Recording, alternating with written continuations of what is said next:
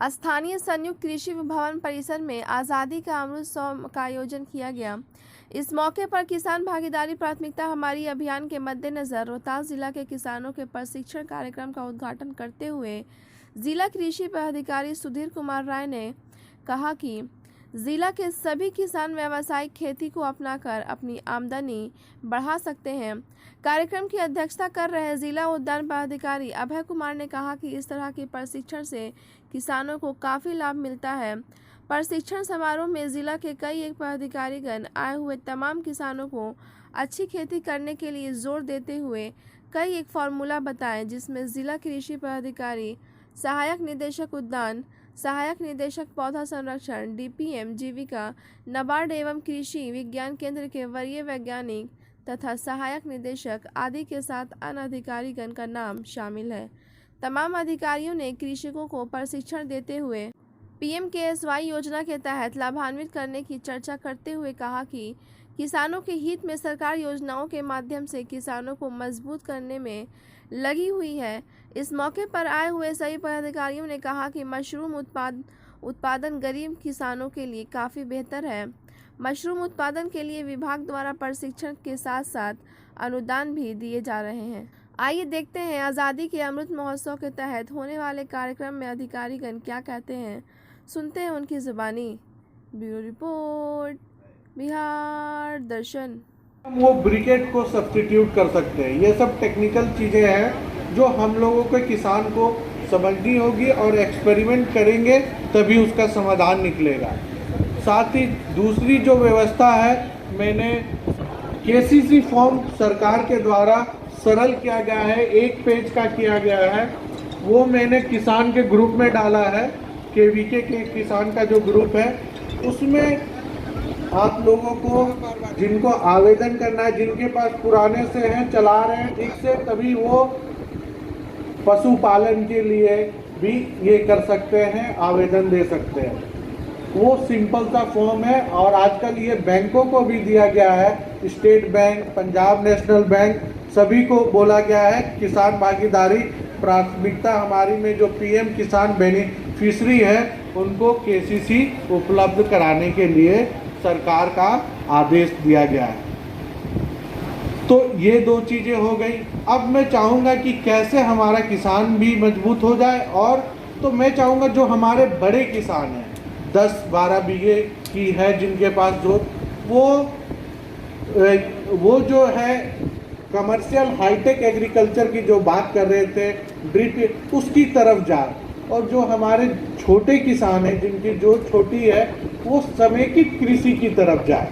वो समेकित कृषि में जैसे 2-3 चीज़ें ऐड करें, बकरी पालन उसमें लाए, गाय पालन तो हमारे यहाँ होता ही है, गाय भैंस पालन, मशरूम जोड़े। उससे क्या है कि उसकी आमदनी भी बढ़ जाएगी और उसको लैंड की रिक्वायरमेंट बढ़ेगी, ज़्यादा नहीं बढ़ेगी। तो यही हम लोग इसी 2 pronged स्ट्रेटेजी से हम लोग 90%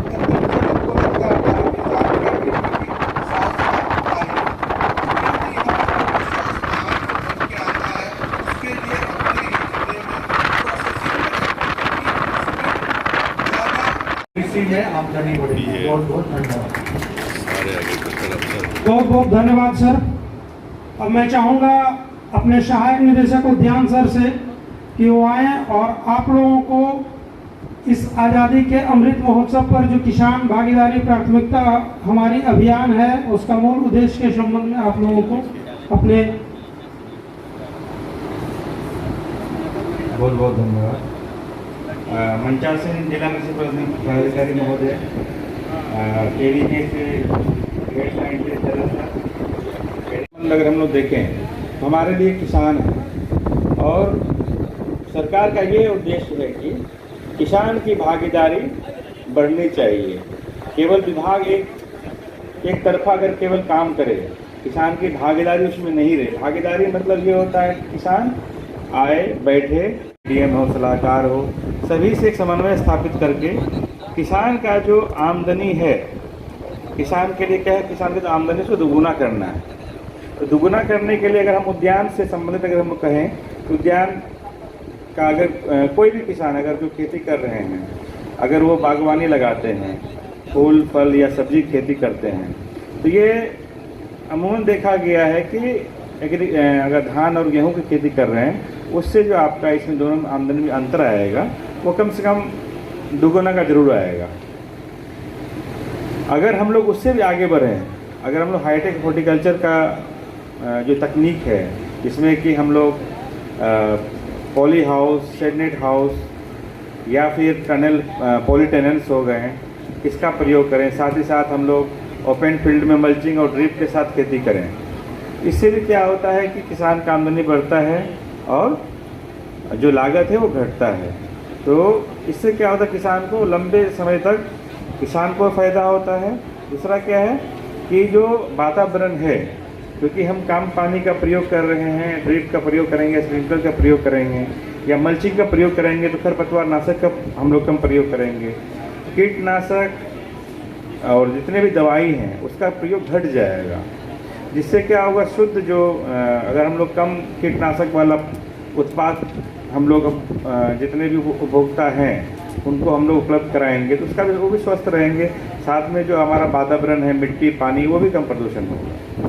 तो इस तकनीक का जो हम लोग प्रयोग करते हैं तो अपना भी फ़ायदा पहुंचाते हैं, साथ साथ जो हमारे समाज में किसान हैं ये और अन्य लोग हैं, साथ ही साथ जो प्रकृति है, सभी को हम लोग फ़ायदा पहुंचाते हैं। तो उम्मीद करते हैं कि जो अभी ट्रेनिंग चलेगा कि 3 सत्र में होना है। पहला आपका PMKSY का लगभग समापन की ओर ही बढ़ चुका था। उसके बाद में अभी जो होगा वो होगा, मुख्य रूप से हम लोग फोकस करेंगे कि हाईटेक हॉर्टिकल्चर, खास करके अभी सासाराम में हम लोग अभी 6 किसान के यहाँ शेडनेट हाउस लगवाए हुए हैं। और हमको लगता नहीं है कि कोई ऐसा किसान होगा जो कि उस तकनीक को नहीं समझ पाया होगा। वैसे किसान भी हमारे बीच में हैं और उनका भी संबोधन होगा, क्या उनको अच्छा लगा, क्या समस्याएं आई, ताकि भविष्य में इसको बेहतर ढंग से हम लोग आगे इस योजना के ले जा सकें। अंत में हम लोग मशरूम के ऊपर प्रशिक्षण देंगे और हम यहाँ देखे हुए हैं बहुत सारे किसान को जो केवल मशरूम का ही उत्पादन करके अपना जीविका चला रहा है। जिनके पास में खेती योग्य भूमि नहीं है तो वो मशरूम का उत्पादन करके ही जीविका चला रहे हैं। तो ये अगर हम लोग DPM नाबार्ड, DPM जीविका, हमारे assistant director plant pathology, assistant director horticulture एवं असिस्टेंट डायरेक्टर सॉइल कंजर्वेशन, हमारे किसान बंधु एवं किसान बहनें, ये अमृत महोत्सव के तहत जो हम लोग कार्यक्रम कर रहे हैं, ये 24 तारीख से 1 तारीख तक चल रहा है। हमारे माननीय प्रधानमंत्री के द्वारा इसका आरंभ किया गया है और सभी विभाग जो किसान से संबंधित हैं, जैसे कृषि विभाग हैं, मत्स्य विभाग हैं, पशुपालन विभाग है, कोऑपरेटिव विभाग है, जो भी विभाग है, जो एग्रीकल्चर यूनिवर्सिटीज हैं, सभी लोग 24 से 1 तारीख तक विभिन्न कार्यक्रम कर रहे हैं। कल ही 26 तारीख को कृषि विज्ञान केंद्र में एक कार्यक्रम हुआ था इसी से संबंधित, जिसमें हम लोग भी वहाँ भागीदारी किए थे। किसान भी वहाँ भी थे, एग्रीकल्चर साइंटिस्ट भी थे। उसी कड़ी में आज यहाँ हॉर्टिकल्चर डिपार्टमेंट की ओर से ये आयोजन किया जा रहा है, जिसमें फिर हम सभी लोग यहाँ उपस्थित हैं, किसान बंधु भी हैं, कृषि वैज्ञानिक भी हैं और सब अलग अलग कर रहा है, लेकिन अपने अपने विभाग से जिस चीज़ से कंसर्न है उस चीज़ संबंधित किसानों को नई जानकारी लोग दे रहे हैं। एक अभियान चलाकर एग्रीकल्चर डिपार्टमेंट से भी 24 तारीख से ही एक अभियान चला हुआ है। प्रधानमंत्री कृषि सम्मान निधि के लिए एक सोशल ऑडिट सभी पंचायतों में कराया जा रहा है और उसी में KCC भरवाने का भी अभियान चल रहा है। जो किसान सम्मान निधि के में जो लाभान्वित हैं, अगर वो KCC नहीं उनको मिल रहा है, बहुतों को मिल रहा है, बहुतों को नहीं भी मिल रहा है, जिनको नहीं मिल रहा है बस उसमें अभी डीपीएम जीविका और डीडीएम नाबार्ड भी बताए हैं आपको कि बस एक पन्ने का वो आवेदन है, आवेदन भर करके दे दीजिए, आपको केसीसी मिल जाएगा। इसमें एक जो व्यवहारिक कठिनाई आ रही है, सभी जगह सभी जिला में देख रहे हैं, जो बैंक के ब्रांच मैनेजर जो है इसमें इंटरेस्ट नहीं लेते हैं। वो तरह तरह से दौड़ाते हैं कि ये कागज़ चाहिए ज़मीन का, वो कागज़ चाहिए, आपके नाम से रसीद चाहिए, आपके नाम से चाहिए, एलपीसी काम नहीं चलेगा, जो ज़मीन में आपका कितना हिस्सा है उससे काम नहीं चलेगा, एलपीसी चाहिए तो ये चाहिए। तो इसमें मेरा एक कहना है, और हम लोग आपस में एसडीएम साहब से विचार विमर्श करके इसका एक तोड़ निकाले हैं कि तत्काल आप लोग जैसे अभी फॉर्म भराने लगता है तो सब लोग 1.5 लाख 2 लाख, हम तो ये भी देखे हैं 5 लाख 6 लाख लोन अमाउंट भर देते हैं। अरे भाई पहले आप सिर्फ 50,000 का भरिए। एक बार आपका केसीसी बन गया तो उसको आप अपने ज़मीन का सपोर्टिंग कागज़ लगा करके 1 साल आप उसको चलाइएगा, रुपया उससे निकालिए, उसको जमा कर दीजिए। 1 साल आपका बढ़िया से चल गया, उसको आप 1 लाख 2 लाख 5 लाख जितना मन हो उतना बढ़ा लीजिए, ज़मीन के हिसाब से बढ़ जाएगा।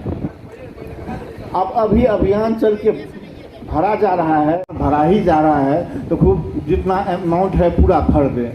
अभी ऐसा मत कीजिए, अभी वो आपको उसको बहाना मिल जाएगा कि ये ज़मीन का ये कागज़ नहीं है तो इनके नाम से नहीं है। आप 50,000 के अंदर में दीजिए, 45,000 भरिए, 50,000 भरिए, उसको कोई बहाना नहीं मिलेगा रिजेक्ट करने का। ब्रांच मैनेजर को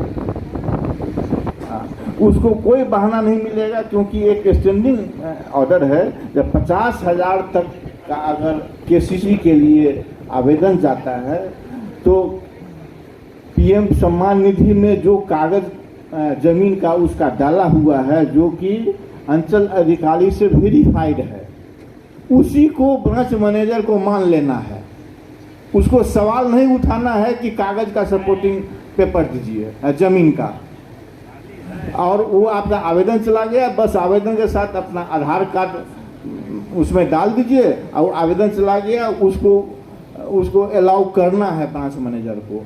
नहीं करता है तो उसके बाद हम लोग यहाँ से देखेंगे, एलडीएम साहब, हम लोग जिला प्रशासन से उसको दबाव डालेंगे कि भाई जब 50,000 तक आपको कुछ नहीं देखना है, पीएम किसान सम्मान निधि का में जो डाला हुआ है उसी को मान लेना है, तब क्यों ऑब्जेक्शन आप कर रहे हैं? लेकिन अभी आपको तो मिल नहीं रहा है, आप 2 लाख का भर दीजिएगा तो वो ऑब्जेक्शन डालेगा ही, आपको नहीं मिलेगा, हम लोग भी दबाव नहीं डाल पाएंगे। तो आप लोग से निवेदन है, अपने जान पहचान के जितने लोगों से आपको बात होगी सबको कहिए जो भाई अभी 50,000 ही डालो, सबको केसीसी मिल जाएगा। देखो एक बात हो गई केसीसी संबंधी जो अभियान चल रहा है, और एक अभी जलद जी ने बहुत बढ़िया पॉइंट उठाया है धान के बारे में। जो धान के फसल में बहुत ज़्यादा जो पानी हमेशा आप लोग लगाए रहते हैं तो उससे वीड कंट्रोल तो होता ही है। जो वीड एक धान के समय में मैंने बरसाती फसल के लिए बहुत बड़ी समस्या है, वो कंट्रोल होता ही है। लेकिन मीथेन गैस उससे प्रोड्यूस होता है जो वातावरण को दूषित करता है। तो ये बात सही है। और एक बात और इसमें लोगों के बीच में गलतफहमी है, जो धान जो है, धान को लोग मानते हैं कि वाटर लविंग क्रॉप है, मतलब पानी को पसंद करने वाला क्रॉप है, जो कि गलतफहमी है। एक्चुअल में धान जो है वो पानी को बर्दाश्त करने वाला क्रॉप है। मतलब धान में अगर पानी लगातार लगा हुआ रहता है तो धान उसको बर्दाश्त करता है, उसको प्यार नहीं करता है। दोनों बात में अंतर है ना, बर्दाश्त करना और पसंद करना, दोनों में अंतर है। तो यही समझिए, धान को ज़रूरत नहीं है लगातार पानी लगाए रखने की। पानी आप लगा देते हैं तो किसी तरह उसको बर्दाश्त करता है, और लगातार पानी रहने से अगर उस धान के फसल में पानी आया और उस निकल गया, थोड़ा सा रूखा हो गया तो उपज उसका बढ़ जाएगा। श्री विधि में के टेक्निक में ये भी एक बहुत बड़ा फैक्टर है। तो इस बात को ध्यान रखिए कि धान में लगातार पानी डालने की ज़रूरत नहीं है। पानी आए, निकल जाए, थोड़ा सा सूख जाए खेत, फिर पानी आए तो उपज बढ़ जाएगा अपने आप। तो ये भी टेक्निक है। हालांकि यहाँ फ्री का पानी है, डालिए जितना डालते हैं, लेकिन हाँ नहीं उतना मत सूखने दीजिए। जैसे एक बार सूख गया, 5-10 दिन के बाद फिर पानी आ जाए, कोई दिक्कत नहीं। पूरा निकल जाता है सर, पूरा परेशान हो जाता है। ठीक है, वही कहना। तो वो तो कंट्रोल होता है, पूरा लगातार पानी रहने में वीड तो कंट्रोल होता है, लेकिन आपको उपज इससे लगातार पानी रहने से उपज में थोड़ा सा 5-10% कमी ही हो जाएगा, ज़्यादा नहीं। वीड कंट्रोल का दवा कीजिए, एक बार वीड कंट्रोल का उसमें छीट दीजिए, कंट्रोल रहेगा। हाँ, और श्री विधि भी है जो कि छोटे पैमाने पर लोग अपनाए भी हैं। अब जिनको ज़्यादा ज़मीन है वो नहीं अपना पाते हैं। अब श्री विधि पर 10-15 सालों से कार्यक्रम चल रहा है, उस पर जिनको अपनाना था वो अपना चुके हैं, जिनको नहीं अपनाना है अब नहीं अपनाएंगे मेरे कहने से। लेकिन वो बहुत बढ़िया तकनीक है, अगर कोई अपनाना चाहे तो वो श्री विधि के से कुछ न कुछ जरूर खेती करें। उससे वीड भी कंट्रोल रहता है, उपज भी बहुत ज़्यादा होता है, और उसमें फर्टिलाइज़र वगैरह का भी उतना ज़रूरत नहीं है। तो उसका अलग टेक्निक है। एक चीज़ और हम कहना चाहेंगे, जो एक मौका मिल गया है कि फर्टिलाइज़र का उपयोग उस संबंध में हम कुछ बोलना चाहते हैं। ये रोहतास जिला धान का कटोरा कहा जाता है। रोहतास जिला में हम आए भी पहली बार हैं, जब मेरी पोस्टिंग हुई है तब हम यहाँ आए हैं। नॉर्थ के रहने वाले हम हैं। रोहतास जिला किधर है, बहुत दूर है, लेकिन सरकारी नौकरी है, यहाँ मेरी पोस्टिंग हुई तो आ गए। आप लोग से ये बहुत खुशी की बात है, आप लोग से बातचीत करने का, इस एरिया में जहाँ जीवन में कभी नहीं आए थे।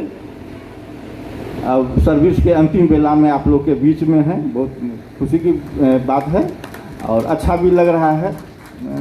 हमेशा नॉर्थ बिहार में ही सर्विस किए इधर आए हैं। हालांकि ये पोस्टिंग सेकेंड है, औरंगाबाद में थे, उसके बाद आपके बीच में आए हैं। तो धान का कटोरा कहा जाता है। धान यहाँ बहुत अच्छा होता है। 80% ज़मीन यहाँ इरिगेटेड है, बहुत अच्छी बात है। लेकिन इसमें बस हमको यही कहना है कि अच्छाई होते होते उसी में बहुत अच्छा काम करते करते भी आदमी जो है फिर गलत दिशा में बढ़ जाता है। जैसे एक समय था, जो हम लोग के पिताजी लोग कहते थे कि हम लोग फर्टिलाइज़र का उपयोग, मतलब वो पिताजी कहते थे, सुनाते थे अपने पिताजी के बारे में, मतलब हमारे दादाजी लोगों के बारे में, जो लोग फर्टिलाइज़र यूरिया वगैरह डालना खेतों में मतलब समझिए कि पाप समझते थे। क्या केमिकल क्या डाल रहा है, नहीं डालते थे। तो पहले जो VLW होते थे वो गांव में जाकर के रहते भी थे किसानों के यहाँ पर। तो रात में रहे और रात में ही उठ करके घर के बगल के ज़मीन में यूरिया अपने साथ में छुपा के लाए और छींट दिए। घर के बगल वाले धान के खेत में छींट दिए रात में ही, या चुपचाप। किसी किसान को भी पता नहीं चला और किसी को पता नहीं चला। जब देख हुआ है एकदम लहलहा रहा है, तब जाके वो VLW महोदय बताए कि हम तो फलाना दिन आए थे, रात में आपके दरवाजे पर रह गए थे, तो रात में उठ के हम ये देखिए ये खाद जो है छींट दिए थे, इससे बहुत अच्छा होता है। तब जाके किसान लोग तैयार होते थे यूरिया वगैरह के प्रयोग करने के लिए। एक समय वो था, अब उसकी आवश्यकता नहीं है। अब लोग खुद डालते हैं, लेकिन खुद डालते हैं तो आवश्यकता से बहुत ज़्यादा डालते हैं, जो कि न ज़मीन को आवश्यकता है न प्लांट उसको लेता है। नीचे जो पानी आप डालते हैं, पानी के साथ वो ज़मीन के नीचे चला जाता है, जो कि आपके ड्रिंकिंग वाटर और फर्स्ट लेयर वाला जो पानी है उसमें जाके मिल जाता है, और बाकी भाग उसका हवा में उड़ जाता है, तो बर्बाद होता है। रिकमेंडेड जो डोज है धान में 120 kg नाइट्रोजन डालना है, बस उतना ही डालिए। सब मिला करके ज़मीन के नीचे से लेके DAP में भी यूरिया है, छिटने में भी यूरिया डालते हैं। फास्फोरस क्या होता है नहीं जानते हैं। DAP के रूप में बहुत लोग फास्फोरस उपयोग करते हैं, और बहुत ऐसे किसान हैं जो पोटास डालते ही नहीं हैं। इसके लिए मिक्सर खाद जरूर डालें, NPK जिसमें रहता है 12, 32, 16 तरह तरह से आता है। तो रिकमेंडेड डोज है उसमें फास्फोरस आपके खेत में देना बहुत ज़रूरी है। नाइट्रोजन, फास्फोरस, पोटास तीनों बहुत ज़रूरी है। इसके बारे में कहा जाता है जैसे दाल भात सब्जी तीनों चीज़ चाहिए खाने की।